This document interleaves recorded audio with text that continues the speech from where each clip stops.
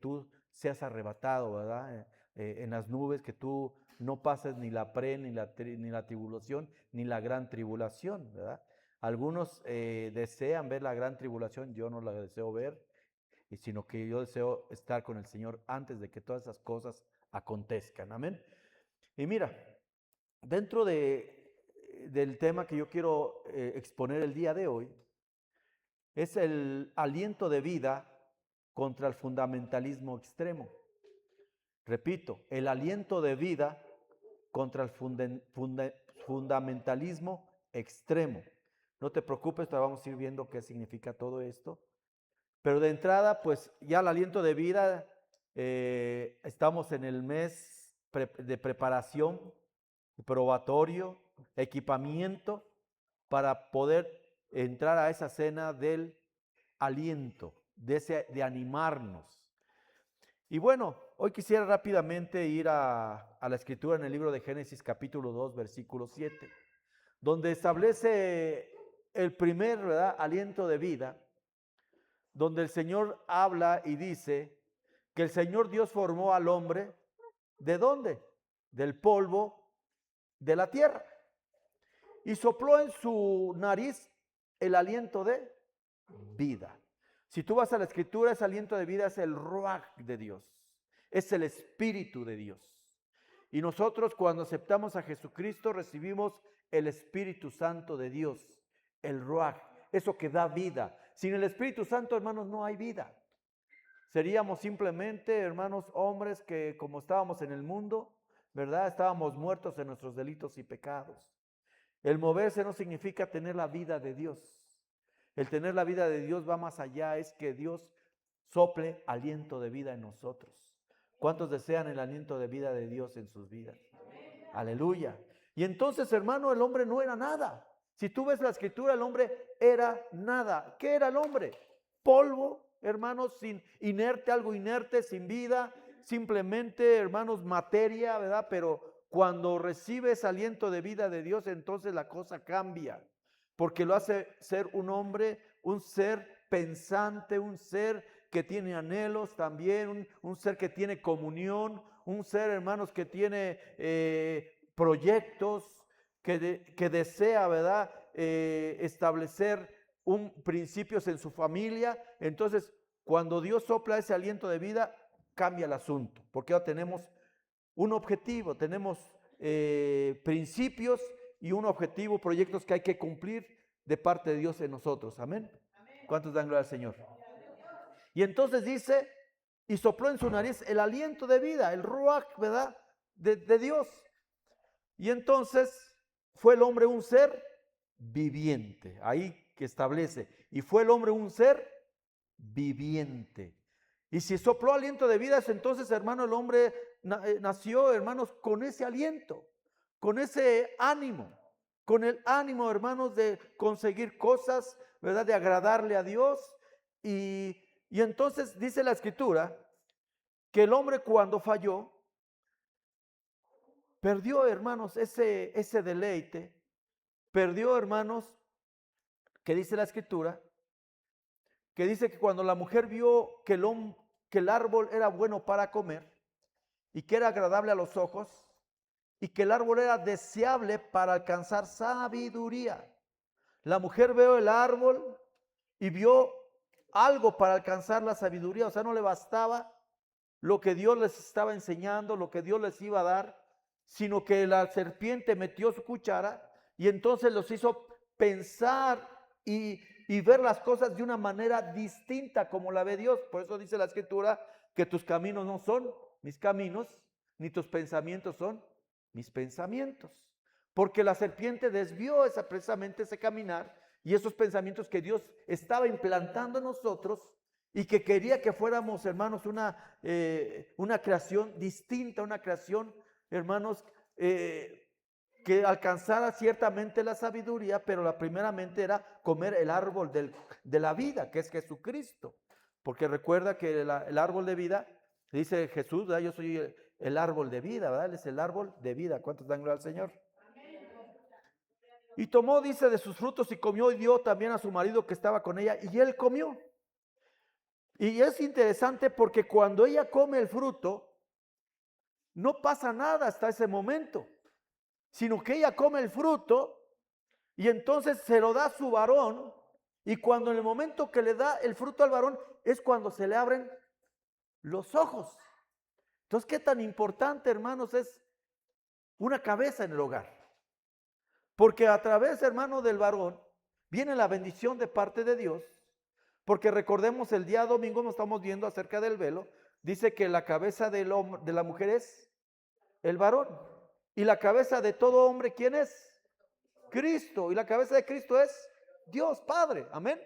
Entonces hay principios.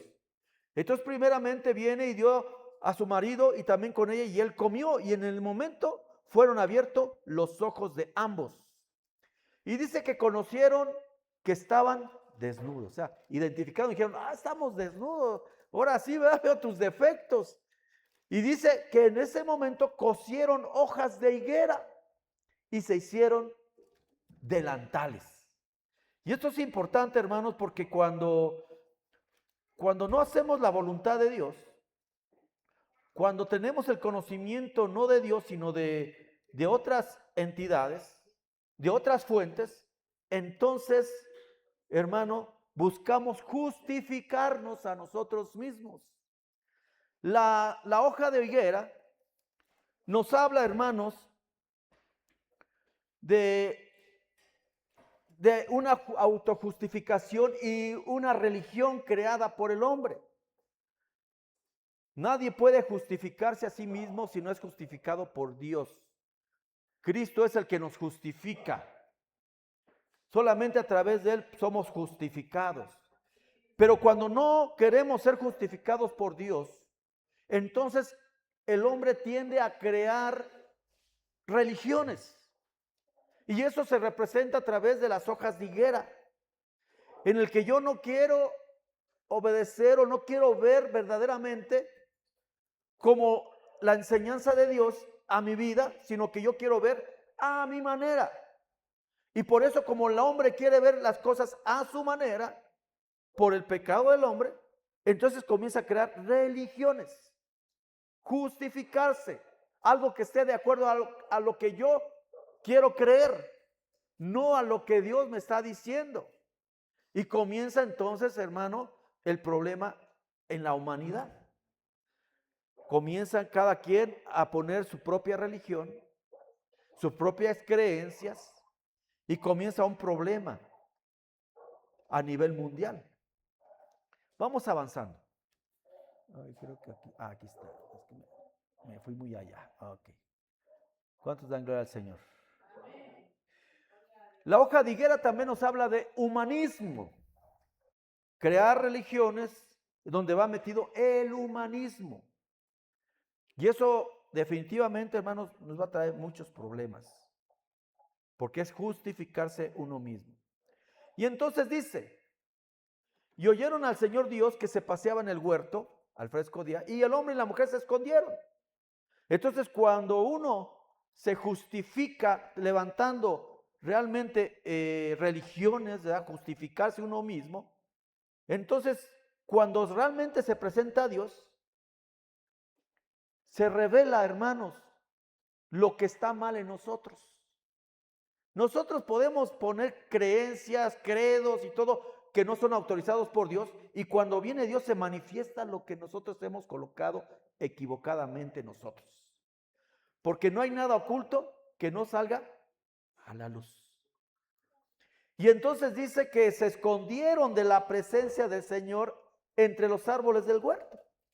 ¿Por qué se escondieron si se habían puesto delantales, se habían cubierto aparentemente su desnudez? Así es las religiones, ¿verdad? Se justifican ellos mismos.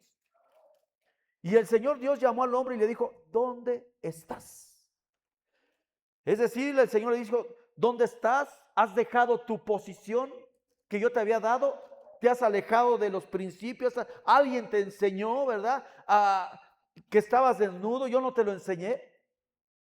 Y así viene el Señor, en su venida va a venir y va a preguntarnos a cada uno de nosotros y nos va a preguntar, ¿qué le vamos a contestar?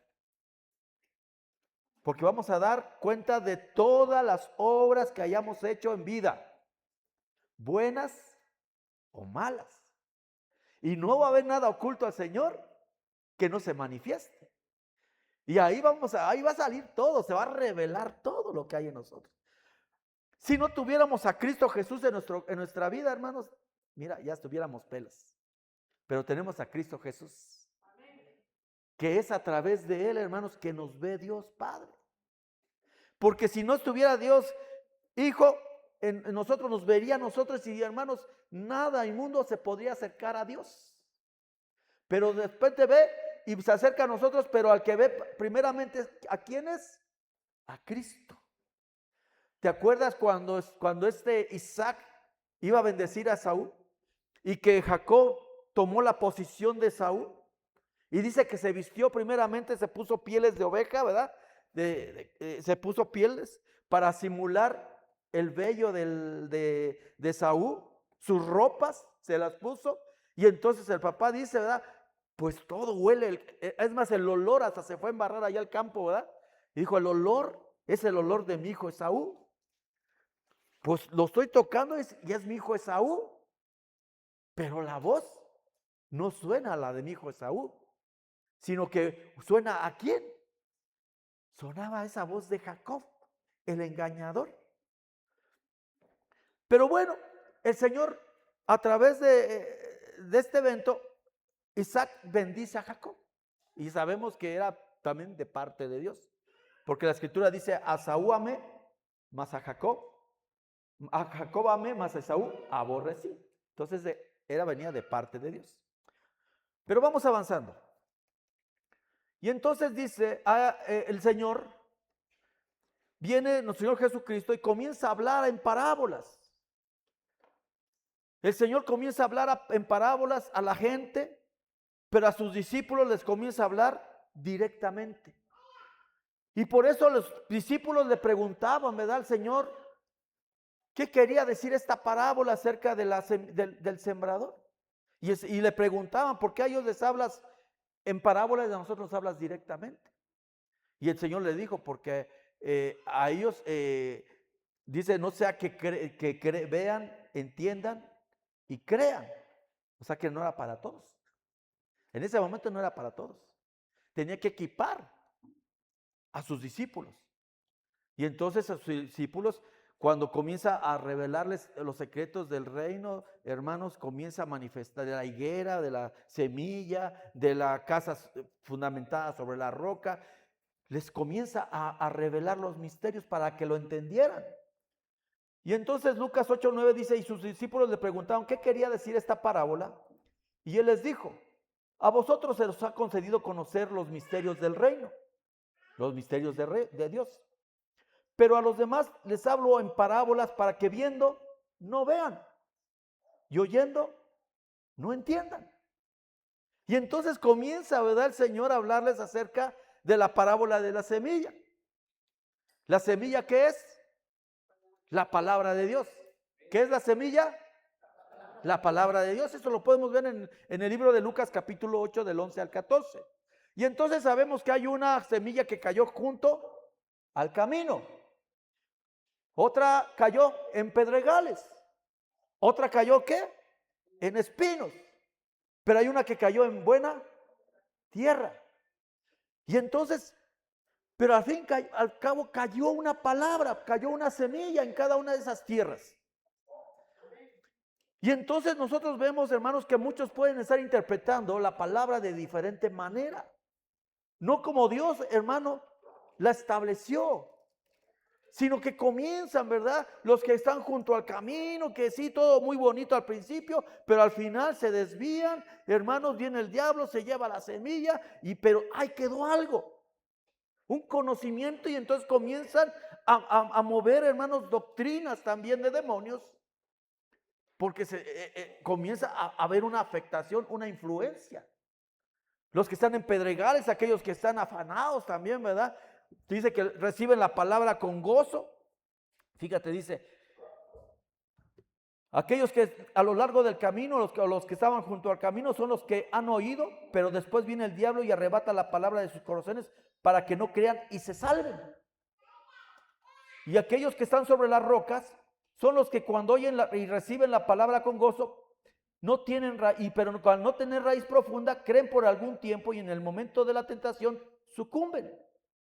Después la que cayó en espinos, estos son los que han oído y al continuar su camino son ahogados por las preocupaciones, las riquezas y los placeres de la vida, y su fruto no madura. Entonces aquí yo hoy alcanzo a ver, una vez analizando esto, que así se ve la parte de las religiones en el mundo.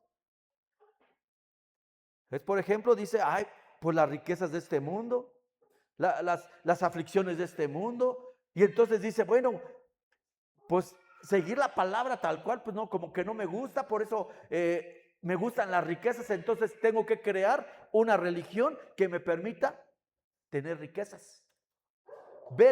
Yo te pregunto, ¿el dinero es malo? No. ¿Qué es malo? El amor al dinero. Pero has de saber, y lo hemos visto, que hay religiones que se están moviendo en ese ámbito del dinero, donde hablan mucho el evangelio de la prosperidad. Entonces ahí se los permiten. Y eso lo vemos mucho, hermanos, en canales de Estados Unidos, por ejemplo, donde comienzan y empiezan a pedir dinero, ¿verdad? Y voy a traerte la semilla de la vida y no sé qué, y deposita $1,000. Y ahí está la gente, ¿verdad? ¿Por qué? Porque lo que les llama, ¿qué es? El dinero. Los afanes son ahogados por las preocupaciones y las riquezas y los placeres de la vida. O sea, también hay religiones que dicen, bueno, pues una copa no es ninguna. Entonces hay religiones que hasta permiten bailar y permiten ¿qué? Beber. Entonces ahí, hermanos, están también que se están adaptando el evangelio a sus gustos. Y nosotros no tenemos que adaptarnos al mundo. El evangelio no se tiene que adaptar al mundo, sino el mundo se tiene que adaptar ¿qué? Al evangelio de Cristo. ¿Cuántos están, gloria a Dios? Ok. Nosotros nos adaptamos, tenemos que amoldarnos, llegar a la estatura del varón perfecto que es Cristo Jesús.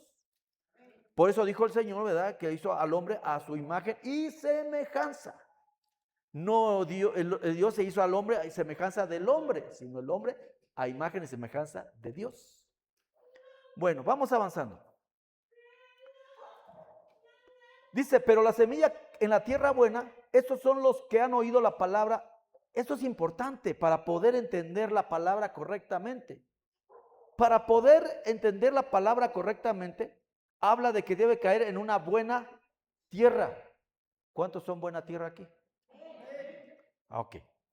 Dice, pero la semilla en buena tierra, estos son los que han oído la palabra. ¿Cómo? Hay condiciones. ¿Qué vemos ahí? ¿Cuáles son las condiciones? Con corazón recto. ¿Cómo es tu corazón? ¿Cómo está nuestro corazón? Y bueno. Un corazón recto y bueno. Es decir, un corazón dispuesto a entender verdaderamente la palabra del Señor. Un corazón dispuesto ¿a qué? A escuchar la palabra y a ponerla por práctica. Y dice, y la retiene. Esa es otra condición, retener la palabra. El retenerla es que es parte ya de tu vida. Y entonces dice que cuando tú tienes un corazón recto y bueno y la retienes la palabra, la buena semilla o la semilla, porque eres buena tierra, vas a dar fruto con con su perseverancia. Tenemos que perseverar en la sana doctrina. ¿Cuántos dan gloria a Dios? Perseverar en la sana doctrina. Vamos a avanzar. ¿Qué es fundamento? ¿Qué entendemos por fundamento? Aquí les puse una descripción del fundamento. ¿Son qué? Bases, principios, ¿verdad? Cimientos. Por ejemplo, aquí se tiene fundamentos. Tu casa tiene fundamentos. Y de ahí comienzas a edificar. Si no tienes fundamentos, estás a flor de tierra y entonces puede venir un terremoto y entonces tu casa, ¿qué pasa? Se puede venir abajo. Ese es el peor caso, se viene abajo. Entonces, para que tu casa no se venga abajo, ¿qué tiene que tener? Fundamentos. Amén. Entonces, el fundamento es el principio, principios, base, razón principal o cimiento sobre el que se apoya, sostiene o justifica una cosa, idea, teoría o una estructura.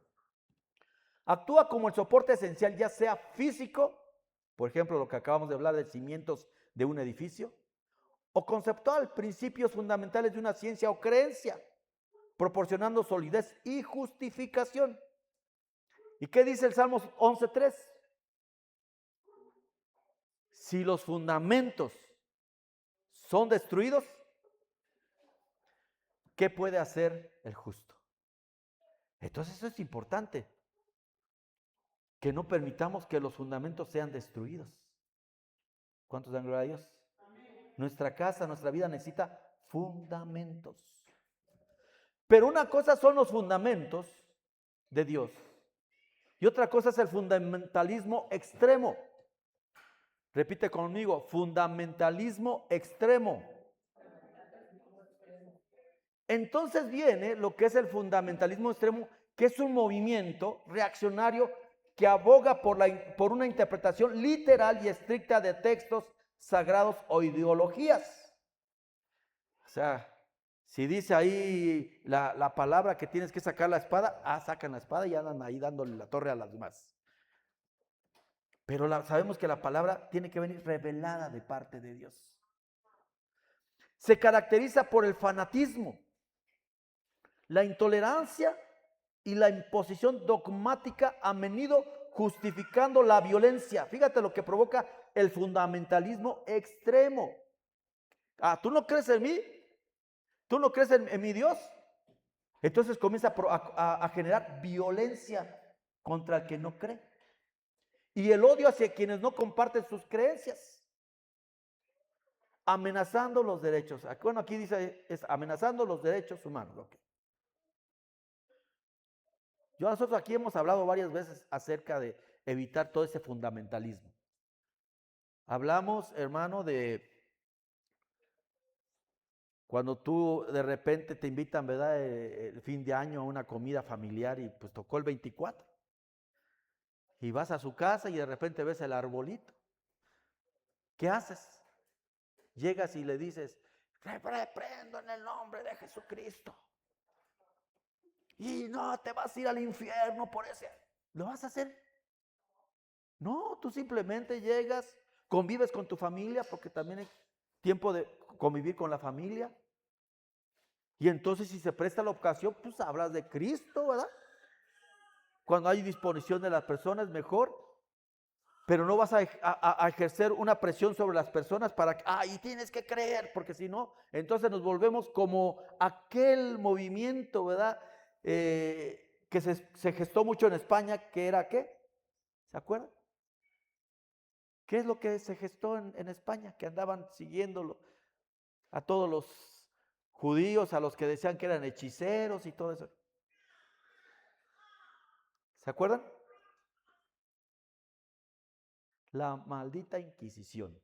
No es la Santa Inquisición. Bueno, así le dicen, la Santa Inquisición. ¿Cuántos saben qué es la Santa Inquisición?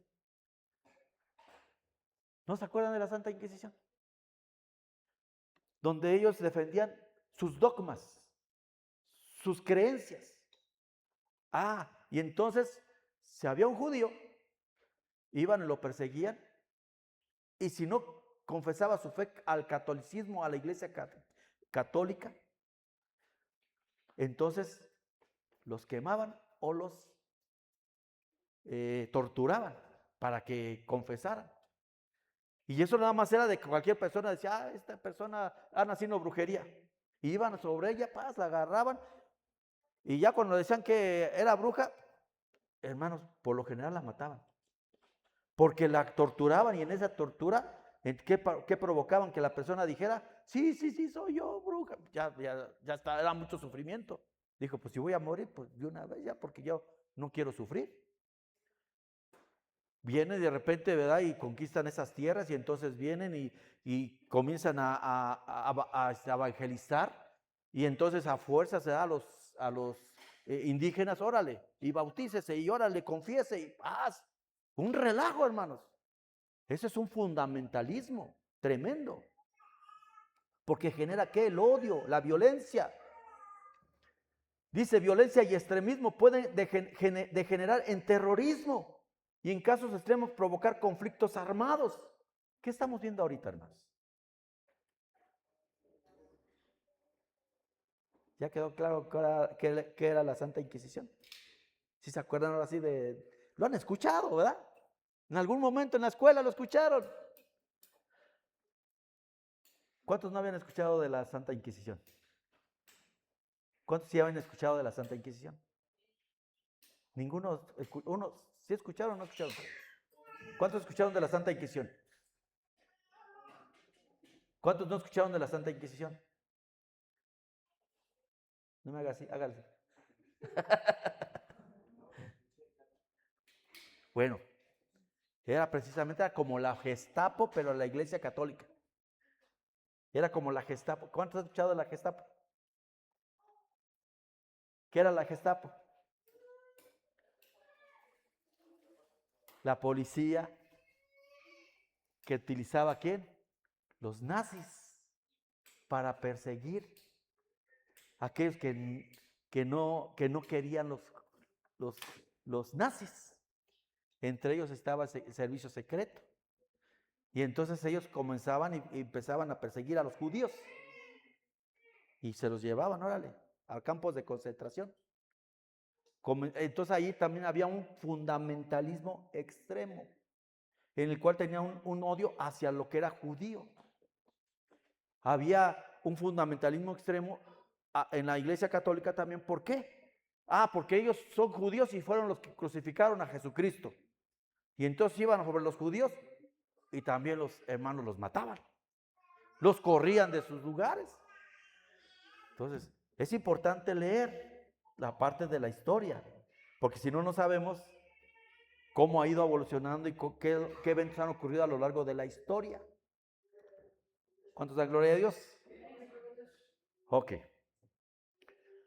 Acoso y discriminación fomenta la persecución de minorías y abusos físicos o psicológicos. Actualmente hay un movimiento que se llama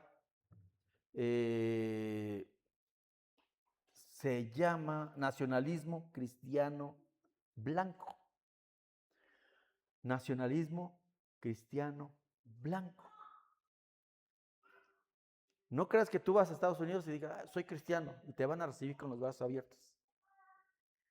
Si eres morenito como tu pastor, posiblemente te echen a la migra. Pero si eres blanco, ese es un punto a tu favor, pero no significa que te vayan a recibir. Porque tienes que ser blanco, tienes que tener dinero, porque son gente que se mete a la parte del evangelio de la prosperidad. O sea que les interesa mucho el dinero. Y si tú te das cuenta, la autoridad máxima ahorita en el norte ¿De qué habla? ¿Cuál es su lenguaje? ¿Qué han escuchado a la autoridad principal, presidente allá del norte? ¿Cuál es su lenguaje principal? Dinero. Vamos a ganar billones, vamos a ganar millones, billones de dólares. Ese es su lenguaje, el dinero. Pero se dicen cristianos. Y hay profetas que oran por ellos y que están avalando todo lo que se está moviendo. Eso es un fundamentalismo extremo, hermanos. Por eso dice la Escritura, Mateo 7:24, por tanto cualquiera que oye estas palabras mías y las pone en práctica, será semejante a un hombre sabio que edificó su casa sobre la roca. Mateo 7:26, y todo el que oye estas palabras mías y no las pone en práctica, será semejante a un hombre insensato que edificó su casa sobre la arena. Entonces uno sí entendió la palabra del Señor correctamente. Y otro está edificando sobre la arena porque no ha entendido la palabra. Ese es el peligro de entenderla y no entenderla. Mira, vemos varios casos de fundamentalismo extremo en la Biblia. Por ejemplo, vemos a Jonás. ¿Sí se acuerdan de Jonás? ¿Qué te acuerdas de Jonás? Que se lo mandaron a predicar a Nínive. ¿Y qué dijo? Luego, obedeció, fue bien obediente. ¿Qué hizo Jonás? ¿Obedeció? ¿Qué hizo? Se fue para otro lado. ¿Por qué se fue para otro lado?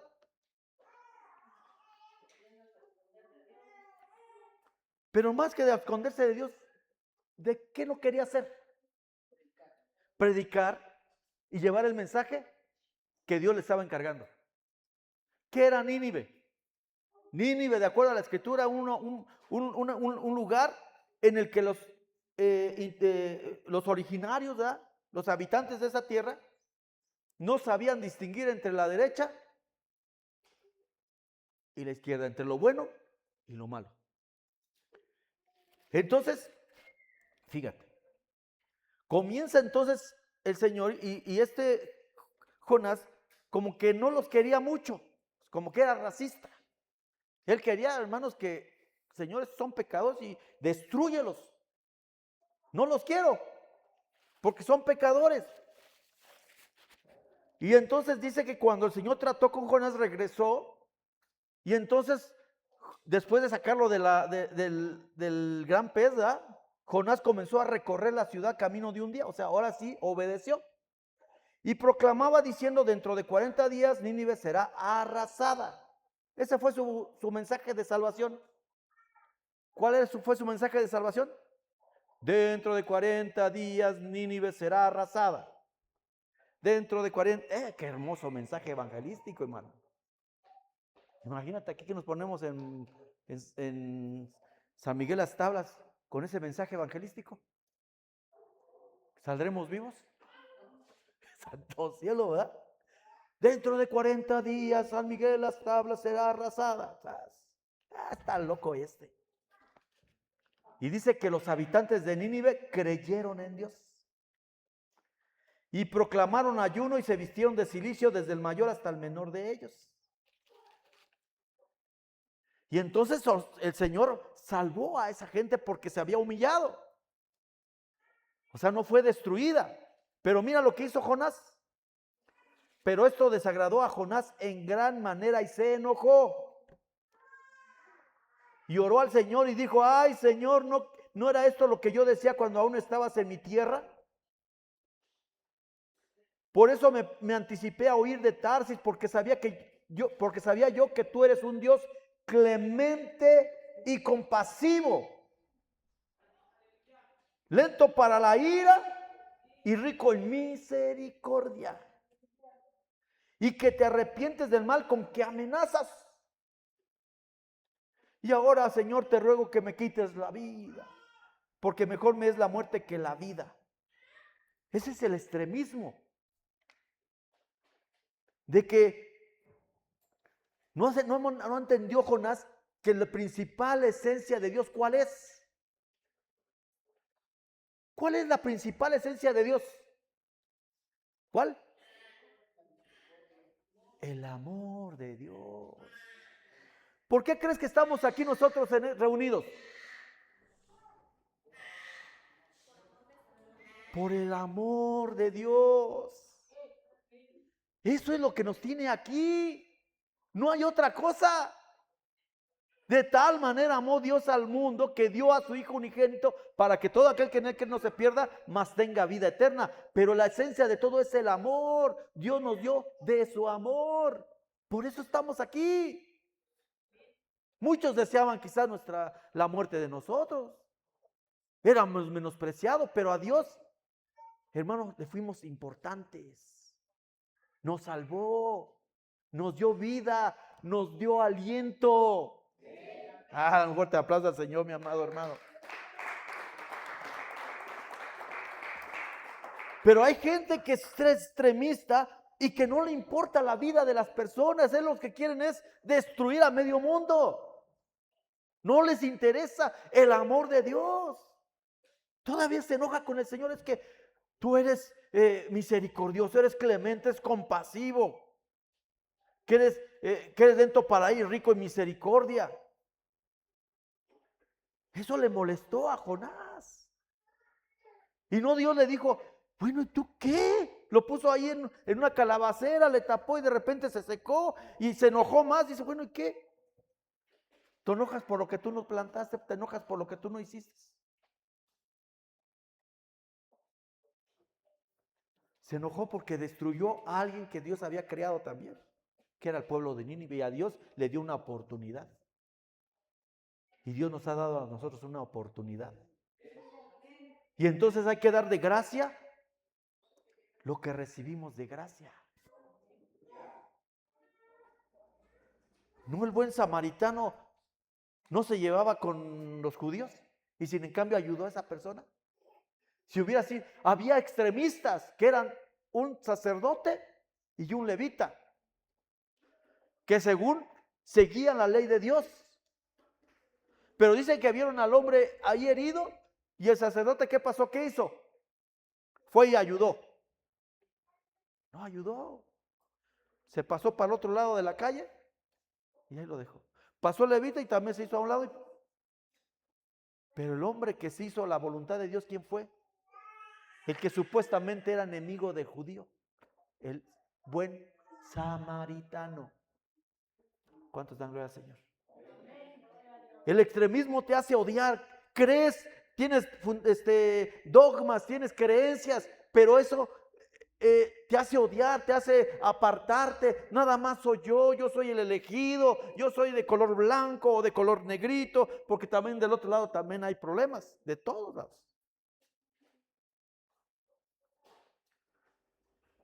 Pero Dios es bueno. ¿Cuántos dan gloria al Señor?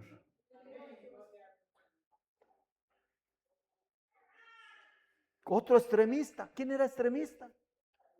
Saulo de Tarso. Fíjate lo que era Saulo de Tarso. Y cuando estaban apedreando a Esteban, ¿qué dice? Y echándolo fuera de la ciudad, comenzaron a apedrear a Esteban, ¿verdad?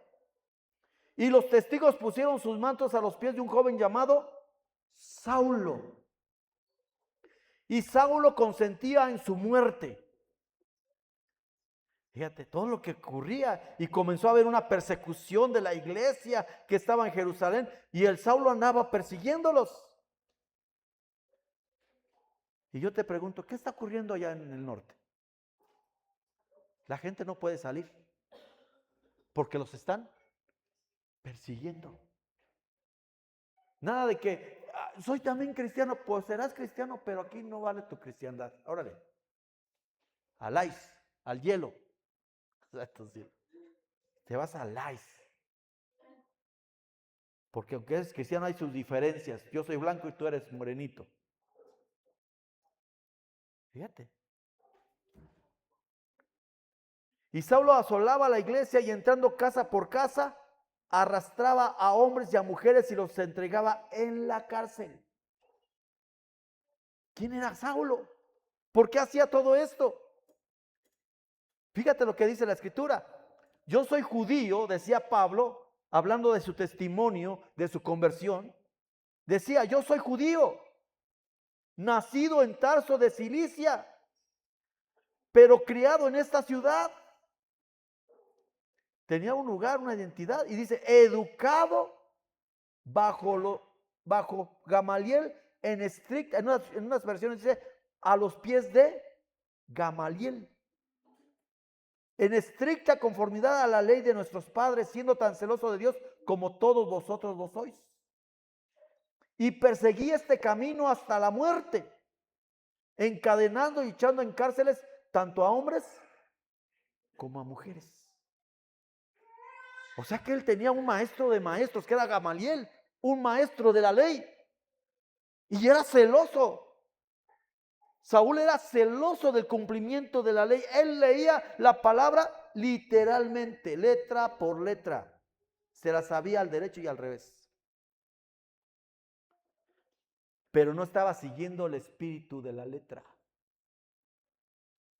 No seguía el espíritu, la esencia de la palabra de Dios.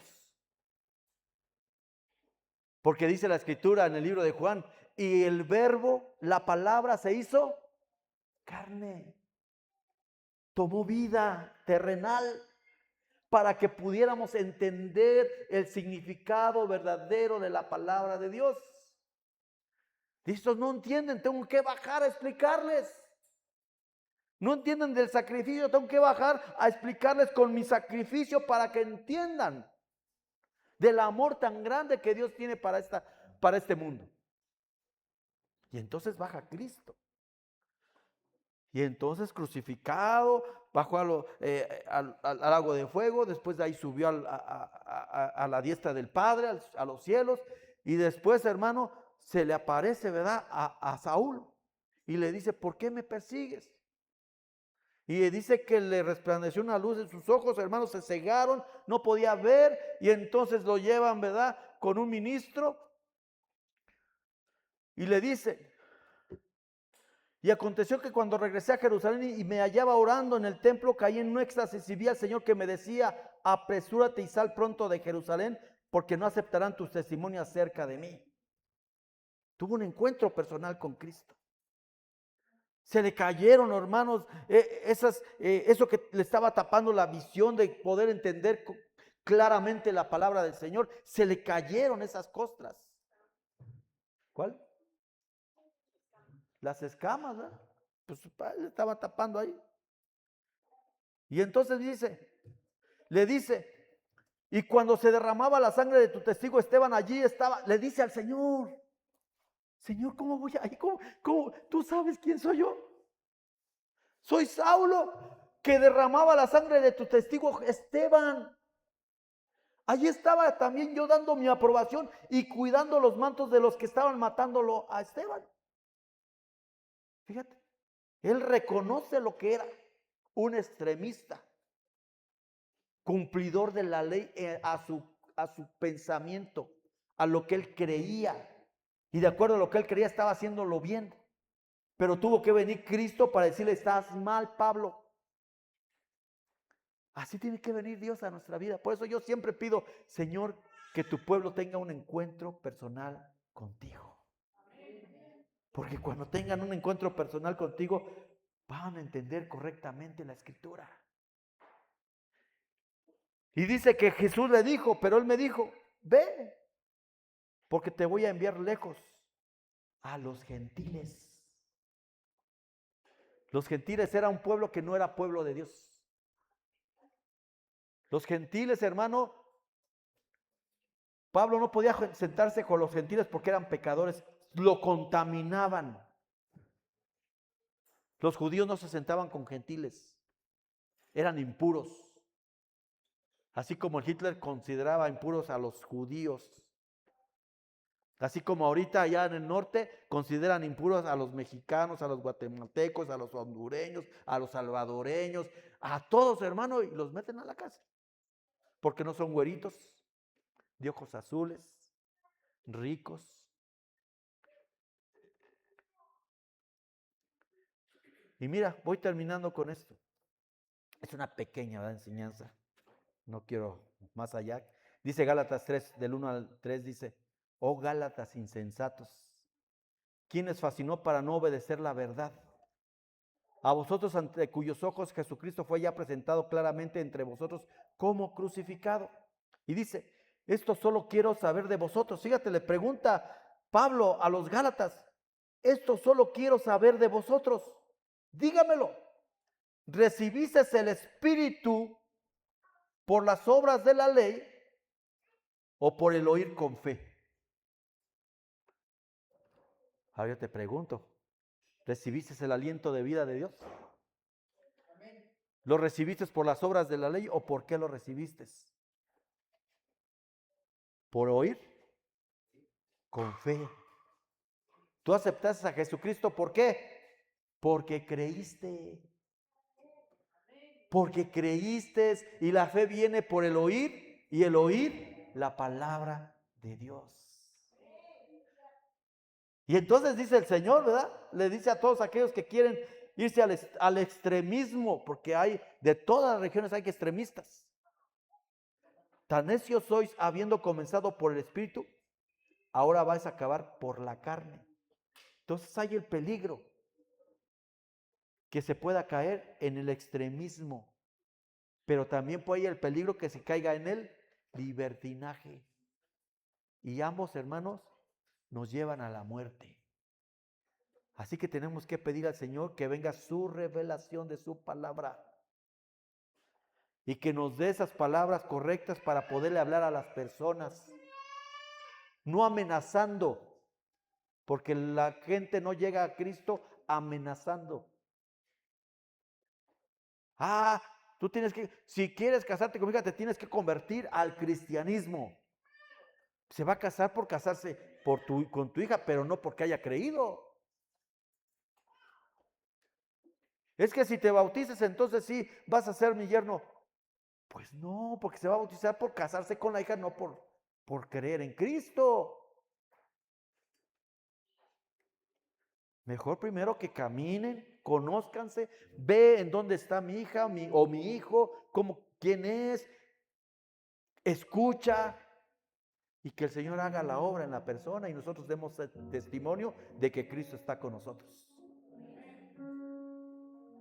Hoy yo quiero orar por ti.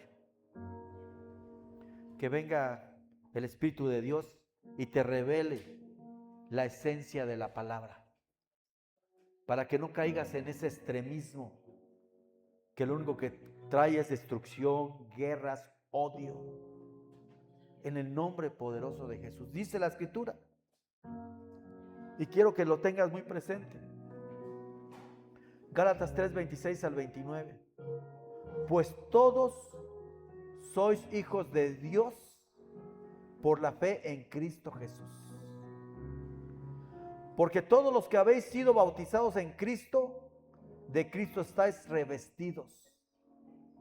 Ya no hay judío ni griego, no hay esclavo ni libre, no hay varón ni mujer, porque todos vosotros sois uno en Cristo Jesús.